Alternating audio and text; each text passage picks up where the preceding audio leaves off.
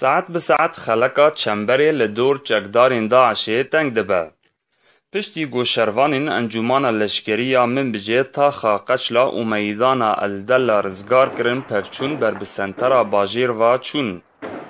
Li nêzî çarkoşeya Ewlehê bi 200 metr pevçûnên dijwar diqewimin di navberî şervanên Encûmana Leşkerî û çekdarên Daişê de. Şervan bi alîkariya firokên koalîsyonê bi tundî êriş dikin.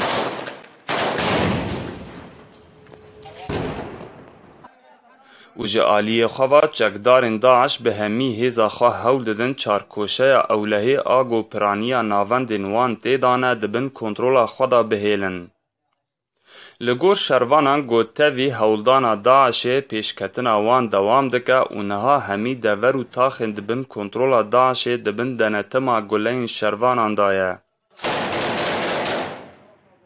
Şerime rind dimeşin pêş de حارت الحزاونه ما رزگار کرد هندی مشفت باسل غربی ما رزگار کرد ملی شرقی ملی فرن آلی ملی فرن آلی حوالی ما رزگار کردن یعنی غیر مربع عملي تشتقنامو مربع عملي ما دست متي ما مو ام بيجن مربع عملي ان شاء الله بجبير 5 رو 10 رو من بجي رزگار بکن.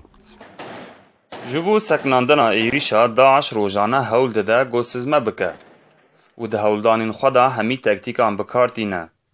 شروان دبیجن دما گو او ایریش دکن آگر دناف باجیر دا وی دخن جبو خو دناف دومانه دا وشیرن. هر وها سیویلان جی ده پیشیا خو دا دشینن.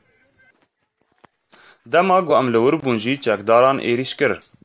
لی ایریشوان راستی برسفداینا شروانان هات ده انجام ایریشه دا شرکی دجوار درکت هوله.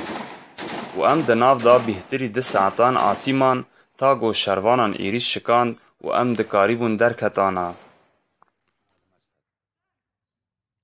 بلش هجوم داعش تقريبا الساعة 1 الظهر استمر تقريبا بعد المغرب. هجموا من الطرف على بعد تقريبا 200 متر من عندنا تسللوا على الطرف الجنوبي والحمد لله قتلنا منهم اللي قتلناهم شفناهم مضبوطين 4 أو 5. کولان به کولان مال به مال پفچون به دجواری د ناف باجار منبجê da dewam dikin û her ku nêzî sentera bajêr dibe şer girantir dibe.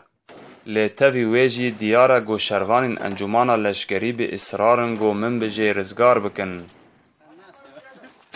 Her ku xeleka dorpêçê teng dibe li dor çekdarên Daişê şer û pevçûn jî dijwar dimin di nav kolanên bajarê Minbicê de. û niha li derdora çarkoşeyê Ewlehê şer û pevçûn bi dijwarî diqewimin di navberî çekdarên Daişê û şervanên Encûmana Leşkerî ya Minbicê. Mahmûd Balî, Dengê Amerîka, bajarê Minbicê.